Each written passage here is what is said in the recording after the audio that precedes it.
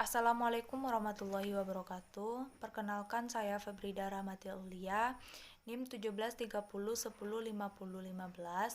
Baiklah, saya akan mempresentasikan proposal skripsi saya dengan judul Pengembangan video pembelajaran berbasis IKER untuk meningkatkan hasil belajar siswa di SMP Negeri 2 Sungai Tarap. Proposal skripsi saya terdiri dari 3 bab. Yang pertama, bab pendahuluan. Yang kedua, bab kajian teori. Yang ketiga, metode penelitian. Dimulai pada bab pertama. Bab pertama terdiri dari beberapa poin. Poin A, latar belakang. Media pembelajaran adalah teknologi pembawa pesan yang dapat dimanfaatkan untuk keperluan pembelajaran. Manfaat dari media pembelajaran antara lain yaitu dapat membantu guru dalam menyampaikan materi yang akan diajarkannya. Media pembelajaran juga dimanfaatkan sebagai teknologi yang dapat menjembatani antara ide abstrak dan realita. Berdasarkan hasil wawancara penulis dengan guru mata pelajaran matematika di SMP Negeri 2 Sungai Tarap, Ibu Desi Anggraini, SPD, di mana ibu tersebut menyampaikan begitu banyak kesulitan yang dihadapi pada saat pembelajaran daring, terutama dalam pembelajaran matematika, yaitu kurangnya kesadaran siswa dalam pembelajaran matematika.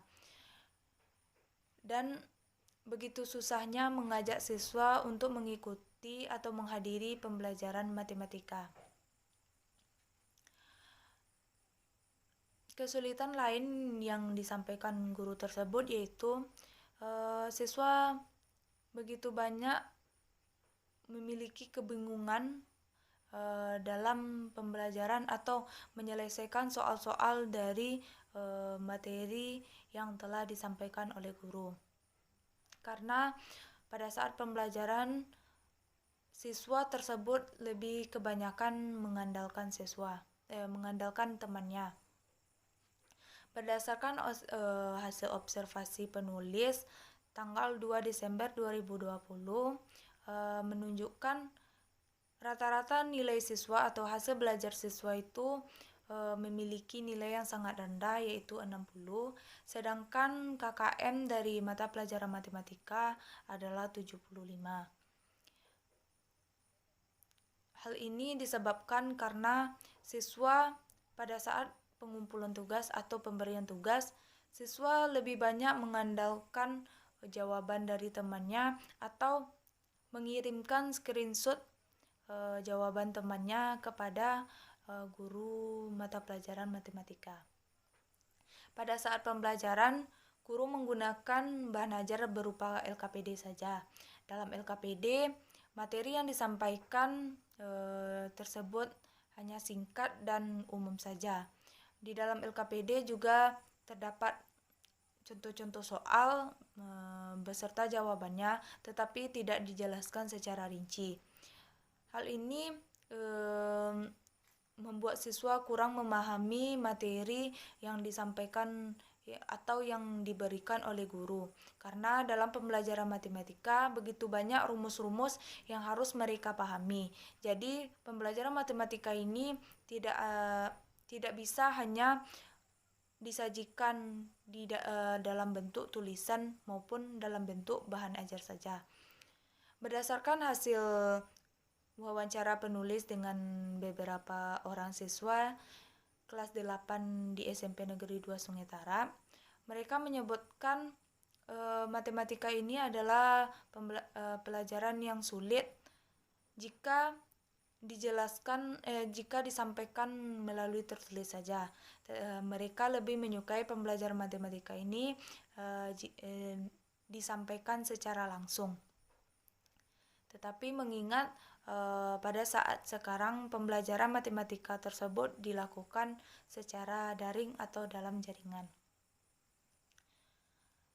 Penyampaian pembelajaran matematika ini dinilai memiliki keadaan yang dinilai sangat membosankan dan membuat siswa jenuh karena penyampaian guru hanya menggunakan metode ceramah di dalam pembelajaran matematika. Salah satu permasalahan di dalam pembelajaran matematika ini yaitu kurangnya keterlibatan siswa dalam pembelajaran, sehingga siswa kurang memahami materi yang disampaikan atau yang diberikan oleh guru.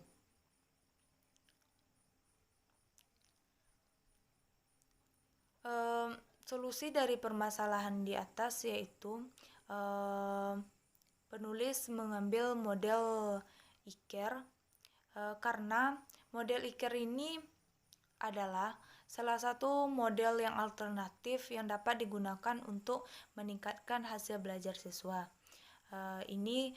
Model IKER ini sudah banyak diteliti oleh beberapa pakar peneliti. Salah satunya adalah Krisnawati dan kawan-kawannya, di mana mereka mendapatkan hasil yang bagus. Yang pertama yaitu terdapatnya peningkatan hasil belajar siswa dengan menggunakan model pembelajaran IKER ini. Yang kedua, terdapatnya respon positif dari siswa terhadap model pembelajaran IKER ini. Kenapa penulis memilih video pembelajaran? Alasan yang pertama yaitu dalam video pembelajaran guru dapat menjelaskan materi tersebut secara rinci, jelas, dan juga pada contoh-contoh soal atau jawaban dari contoh soal, guru dapat menjelaskan langkah-langkahnya secara berurutan.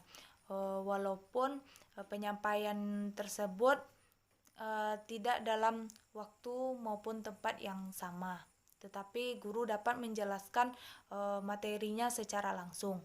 Yang kedua, video pembelajaran ini dapat ditonton berulang-ulang oleh peserta didik. Jadi di mana mereka tidak memahami materi pembelajaran, mereka dapat menontonnya berulang-ulang kali.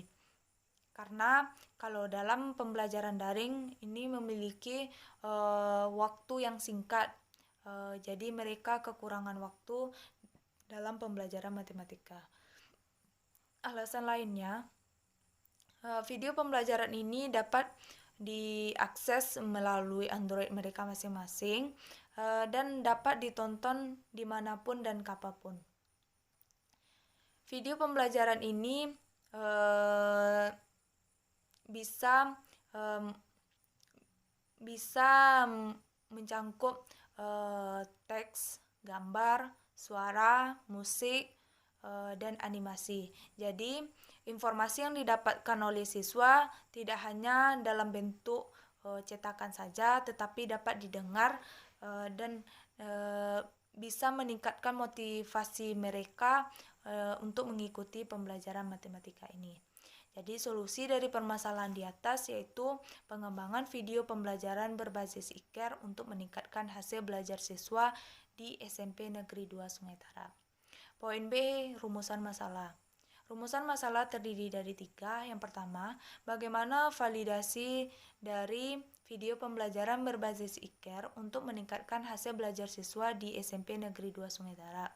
Yang kedua, bagaimana praktikalitas dari video pembelajaran berbasis IKER untuk meningkatkan hasil belajar siswa di SMP Negeri 2 Sungai Tarap. Yang ketiga, bagaimana efektivitas dari video pembelajaran berbasis IKER untuk meningkatkan hasil belajar siswa di SMP Negeri 2 Sungai Tarap. Poin C, tujuan penelitian.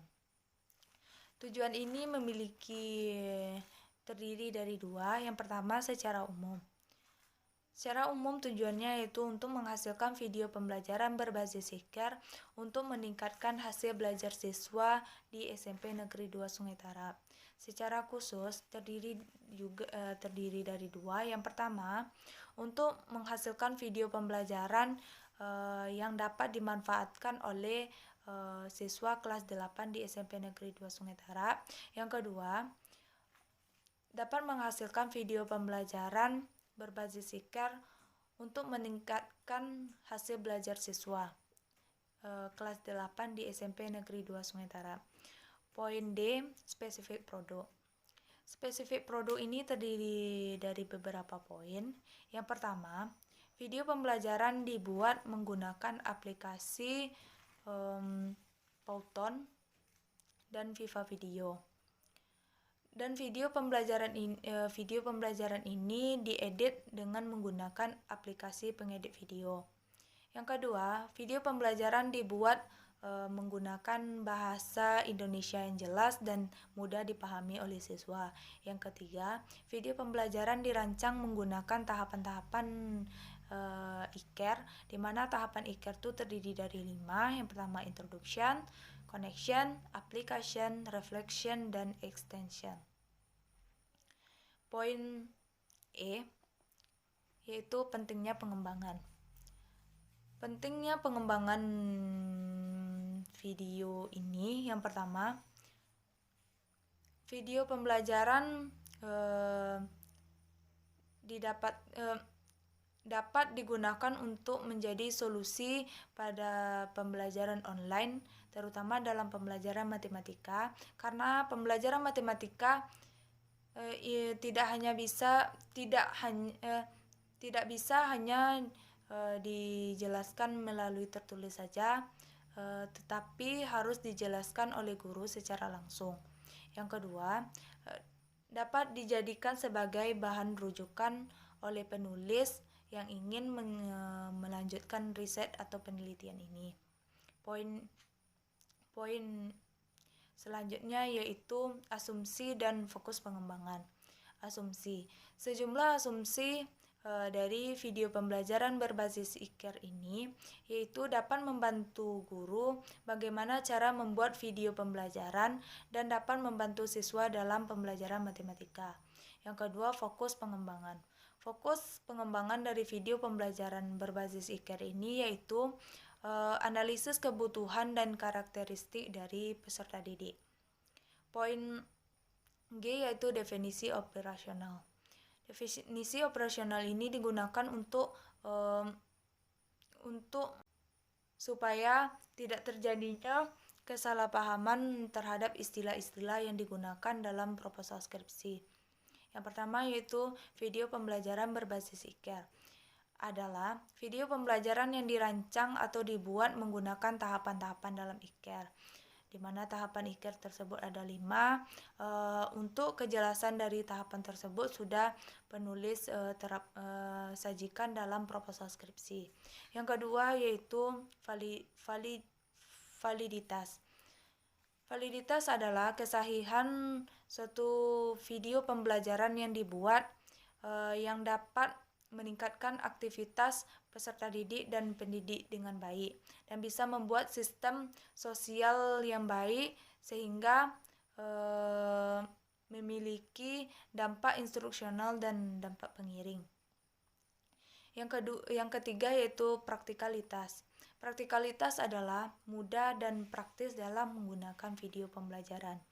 Yang ketiga, efektivitas. Efektivitas ialah menciptakan suatu produk yang dapat digunakan dalam masyarakat luas. Efektivitas maksudnya di sini yaitu membandingkan hasil dalam penerapan video pembelajaran dalam proses pembelajaran dengan yang tidak menerapkan video pembelajaran dalam proses pembelajaran. Bab ketiga yaitu metode penelitian. Metode penelitian ini terdiri dari beberapa poin. Yang pertama yaitu jenis penelitian. Jenis penelitian ini menggunakan metode research and develop. Research and development ini ialah metode penelitian yang menghasilkan produk serta menguji keefektifan produk tersebut.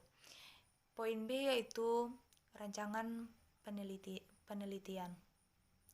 Rancangan penelitian dalam riset ini adalah menggunakan model pengembangan 4D, di mana model ini terdapat 4 tahap pengembangan. Yang pertama, tahap define atau tahap pendefinisian. Yang kedua, tahap design. Yang ketiga, tahap development. Yang keempat, tahap disseminate. Yang poin C yaitu prosedur penelitian. Dalam prosedur penelitian, penulis hanya menggunakan 3 tahapan karena penulis memiliki keterbatasan sarana dan prasarana serta waktu dalam pelaksanaannya. Adapun prosedur dari penelitian ini, yang pertama yaitu tahap define.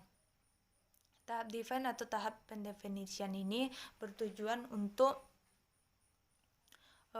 menganalisis atau untuk menentukan masalah dasar yang dibutuhkan dalam pengembangan video pembelajaran ini.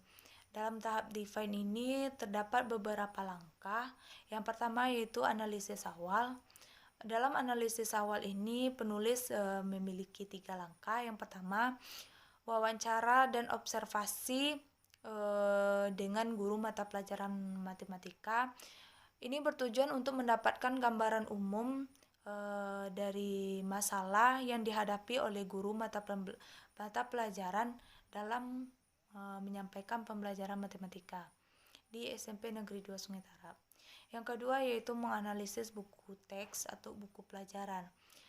Sebelum merancang video pembelajaran, penulis melakukan terlebih dahulu menganalisis bahan ajar atau buku yang digunakan oleh guru untuk menyampaikan pembelajarannya, baik dari segi cara penyajian, soal latihan, tugas-tugas, dan petunjuk dalam melakukannya. Yang ketiga yaitu menganalisis kurikulum dan silabus. Tujuan ini yaitu untuk mengetahui apakah materi ini sudah cocok dalam KI, KD, materi pokok, kegiatan pembelajaran, indikator pencapaian, serta penilaian dan alokasi waktu, khususnya dalam pembelajaran matematika. Poin B yaitu analisis peserta didik. Analisis peserta didik ini bertujuan untuk melihat ciri siswa baik dalam kemampuan kognitif, afektif, maupun dalam psikomotor. Analisis ini bertujuan untuk menyiapkan gambaran materi yang ingin disajikan dalam pembelajaran. Yang ketiga yaitu analisis literatur video pembelajaran. Hal ini bertujuan untuk mengetahui format dan teknik dalam pembuatan video pembelajaran ini, agar video pembelajaran yang akan dikembangkan dapat dirancang dengan baik dan benar. Poin D yaitu analisis tujuan pembelajaran. Hal ini bertujuan untuk mengetahui ketercapaian dari KI, KD, dan indikator. Tujuan pembelajaran dapat dikembangkan dari indikator pencapaian. Yang kedua yaitu tahap perancangan atau tahap desain. Tahapan ini digunakan untuk merancang video pembelajaran, di mana langkah-langkahnya ada 2. Yang pertama, merancang video pembelajaran berbasis IKER untuk meningkatkan hasil belajar siswa. Yang kedua, merancang instrumen penelitian yang terdiri dari lembar validasi video pembelajaran berbasis IKER. Tahap yang ketiga yaitu tahap pengembangan atau tahap develop. Setelah penulis merancang, langkah selanjutnya yaitu dilakukannya penilaian terhadap produk awalnya. Tahapan ini bertujuan untuk menghasilkan produk yang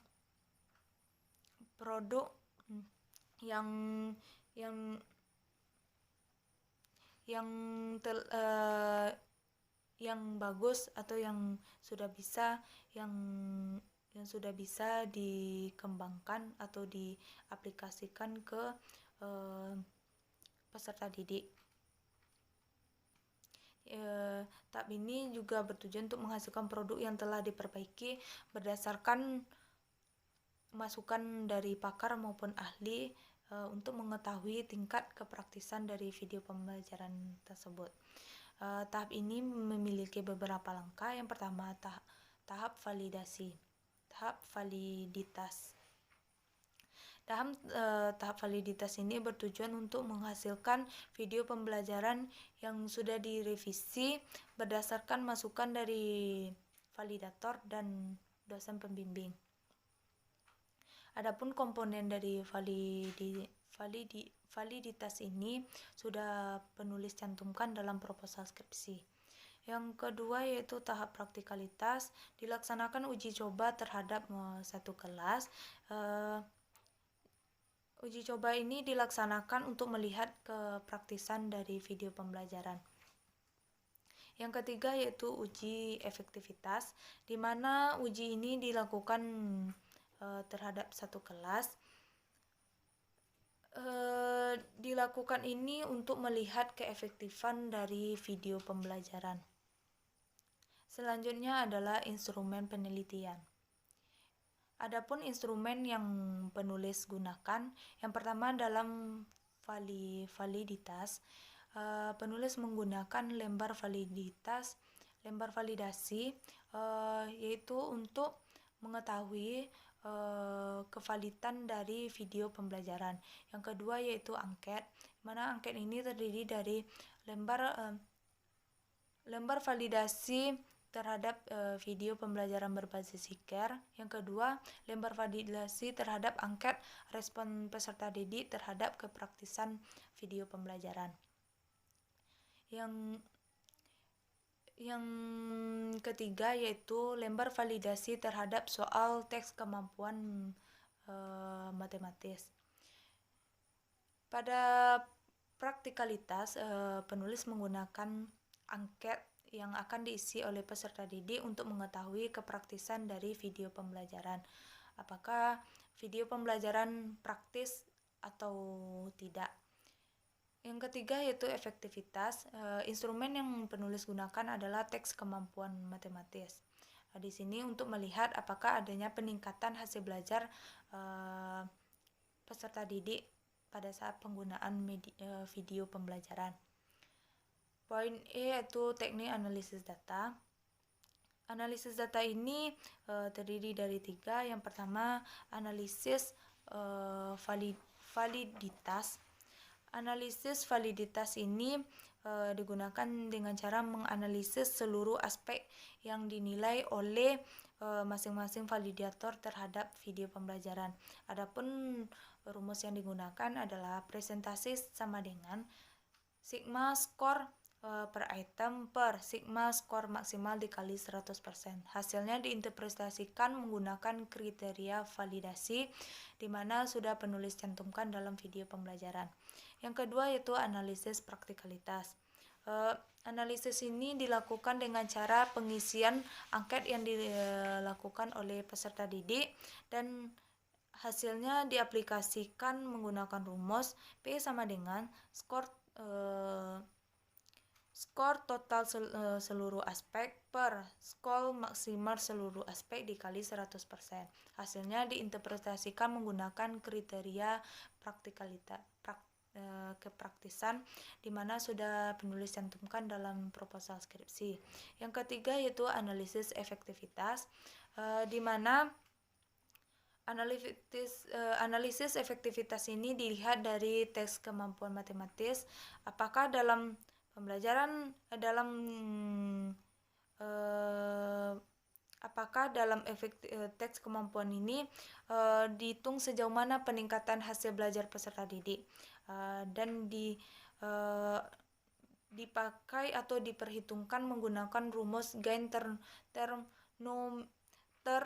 ternormalisasi, di mana rumusnya N-gain sama dengan skor post-test dikurangi skor pretest per SMI dikurangi skor pretest.